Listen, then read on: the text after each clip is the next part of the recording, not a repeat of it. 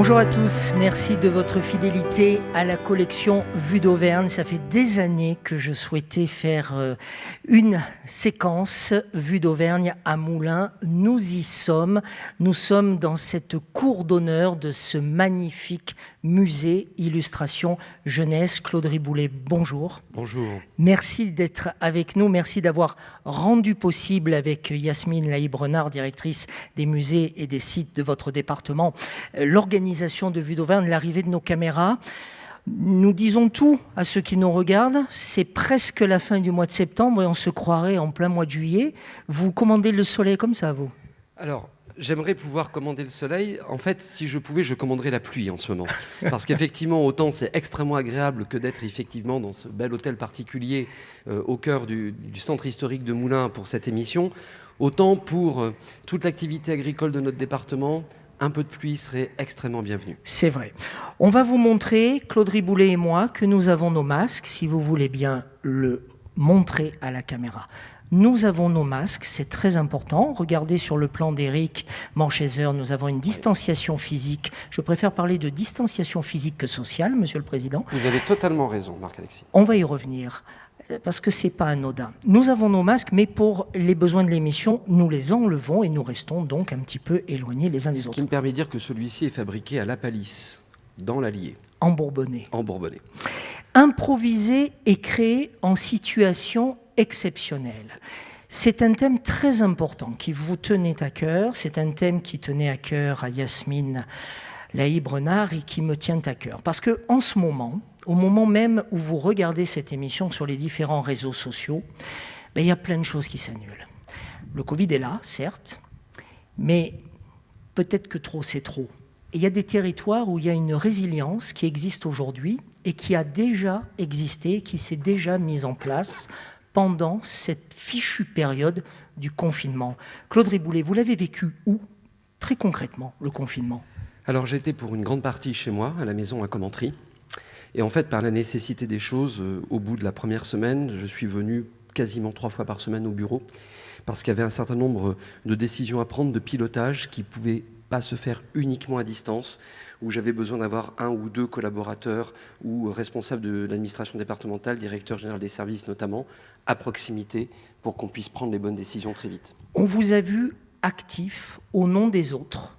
On vous a vu actif. Et en fait, quand je dis on vous a vu actif, en fait, il a fallu aussi chercher les photos parce que vous ne vous êtes pas mis en valeur pendant ce temps. D'autres élus l'ont fait, vous ne l'avez pas fait. Vous avez travaillé pour les autres, pour leur bien-être, mais vous n'avez pas cherché les caméras. De toute façon, on dit autrement, à ce moment-là du confinement, il n'y avait plus de caméras. C'était pas mon rôle de me mettre en scène. Moi, mon rôle, c'est ma fonction de président du conseil départemental, de faire que l'institution conseil départemental, qui plus que jamais a montré sa nécessité, puisque notre première compétence, c'est les solidarités humaines, et la deuxième, les solidarités territoriales, était là au quotidien pour rassurer et protéger les Bourbonnais. Donc, ce qui était important, et je crois que de ce point de vue-là, c'est réussi, c'est de rassurer les Bourbonnais en leur montrant que le département est efficace, proche et puissant dans son action quand il s'agit de les protéger. Vous avez voulu que cette séquence et cette série de séquences qui sera diffusée sur différents réseaux sociaux, dont celui où vous nous regardez, mesdames, messieurs, à l'instant, porte ce thème improvisé et créé en situation exceptionnelle. On y revient dans un instant et pendant que nous allons voir de magnifiques images de la ville de Moulins, une ville que vous connaissez bien, bien sûr, même si vous appréciez peut-être un tout petit peu plus Commentry. Commentry est la plus belle ville du département, du monde, à l'exception de toutes les autres. Ah, c'est joliment dit celle-là. Donc on a plein de belles images là que nous sommes en train de regarder, Claude Riboulet. Je voudrais que l'on revienne, mais c'est pas anodin, sur votre réaction, ou plutôt la mienne tout à l'heure avec l'histoire des masques. Distanciation physique et non pas sociale. Et vous m'avez dit, vous avez tout à fait raison. Je vous ai dit qu'effectivement, il fallait qu'on soit plus que jamais prudent. Évidemment, le risque ou la tentation dans des territoires ruraux comme les nôtres, c'est que l'impact est moins fort. On n'a pas la concentration de population des aires métropolitaines et on ne se rend pas forcément compte de la circulation de ce virus qui frappe malheureusement trop de personnes, mais pas en quantité visible à l'échelle d'un territoire comme le nôtre. Et donc, il faut garder cette grande prudence. Néanmoins, on ne peut pas se couper du lien social. On ne peut pas arrêter de vivre, parce que je pense à un exemple très précis qui m'est revenu ces derniers jours. Quand il y a eu le confinement total dans les maisons de retraite, pour évidemment protéger nos seniors, on ne peut pas non plus prendre le risque que nos seniors se laissent dépérir d'isolement, de déprime, parce qu'on aura voulu les protéger de la Covid. Et donc, à travers cet exemple, ce que je veux dire, c'est qu'il faut apprendre à vivre avec ce virus, différemment, mais vivre quand même. Des mots forts, prononcés à l'instant par le président du conseil départemental de l'Allier, et j'ajouterai sur cette séquence dans la séquence qu'au moment même où nous tournons, il y a des tonnes de manifestations qui s'annulent. On ne peut pas en valoir à ceux qui acceptent de les annuler, mais on peut mettre en valeur celles et ceux qui ont le courage de les maintenir. C'est juste ce que j'ai à dire, et je ne vous demande pas de commenter mes propos. Ils n'engagent que moi, mais je tiens à les formuler publiquement.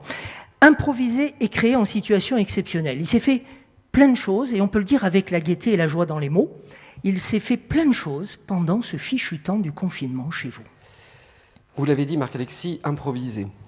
La première difficulté, c'est que la situation étant inédite, on avait, je dis on, ce n'est pas que moi, aucun point de référence, aucune expérience passée qui aurait pu nous servir pour dire tiens, dans telle situation on avait fait ça, ça s'était bien passé, là on avait fait ça, ça n'avait pas été au top, aucun point de référence. Donc il a fallu prendre des décisions dans l'improvisation de la non-expérience vécue à laquelle on pouvait se raccrocher. Ça veut dire que si des moments aussi compliqués revenaient, il y aurait forcément un regard lié à l'expérience. Bien sûr. Là, on peut dire qu'on a un peu capitalisé sur cette expérience. Au sein, par exemple, de l'administration du conseil départemental, des agents, on a été assisté par un cabinet pour faire ce qu'on appelle le mot techno un rétex, un retour d'expérience, pour voir comment est-ce qu'ils ont vécu le télétravail, le travail à distance, cette mise en confinement, pour, s'il fallait y revenir, pouvoir justement s'enrichir de ce qui a été bonne pratique ou, au contraire, écueil.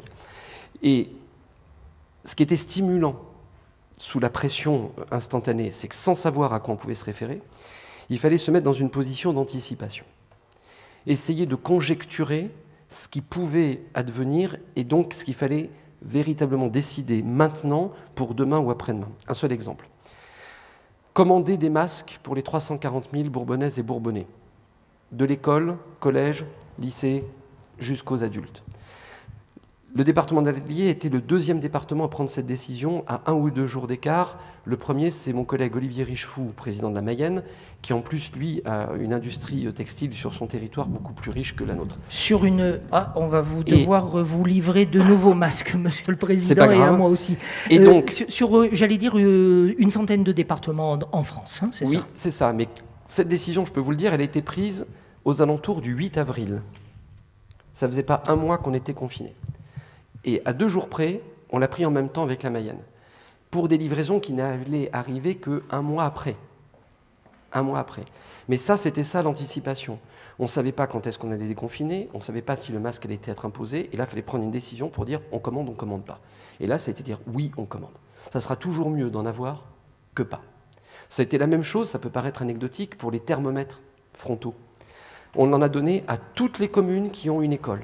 On ne savait pas si la prise de température allait être obligatoire ou pas, mais on s'est dit, au cas où, ça sera toujours mieux. Sur l'aspect économique, vous avez aussi décidé des choses importantes à travers un plan de relance qui a été voté en assemblée départementale en juillet, donc à l'heure où nous tournons à peu près il y a 1 mois et demi.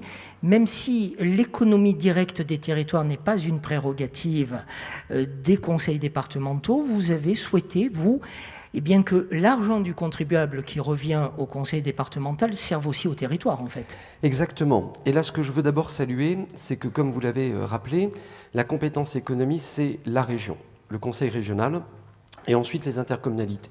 Normalement, le département ne peut pas intervenir. Je veux saluer 2 choses. L'initiative du président de région, Laurent Wauquiez, à avoir tout de suite créé un fonds région unie pour pouvoir rattraper toutes les activités économiques qui n'auraient pas été aidées par l'État, sur des avances remboursables, sur du remboursement de capital, dans les secteurs touristiques, hôtellerie, restauration, indépendants, agricoles. 1 milliard d'euros. Et la deuxième chose que je veux saluer, c'est que tous les présidents d'intercommunalités de l'Allier, communautés de communes et d'agglomération, on a tous fait bloc pour répondre ensemble, de la même façon et d'une voix unanime. Tout le territoire bourbonnais, du point de vue des élus qui pouvaient intervenir et mobiliser de l'argent sur ce fonds, tout le territoire était uni. Est-ce que ça veut dire que la Covid aussi a peut-être amené une autre pratique de la politique? Ça veut dire que dans ce pays, et c'est heureux, singulièrement en terre bourbonnaise, mais je crois que c'est aussi en France, autant on est les rois de la chicanerie pour des broutilles, autant quand il y a vraiment une urgence ou une situation impérieuse, on sait se ressouder et on sait faire front. J'ai signé mon éditorial du Reflet d'Ali du mois de septembre en disant « Après se saluer du coude, maintenant il faut se serrer les coudes ». Et c'est le double mouvement symbolique. On se salue du coude pour se protéger, mais on se resserre les coudes face à ce qui nous attend, c'est-à-dire la conséquence de la crise sanitaire, la crise économique et la crise sociale.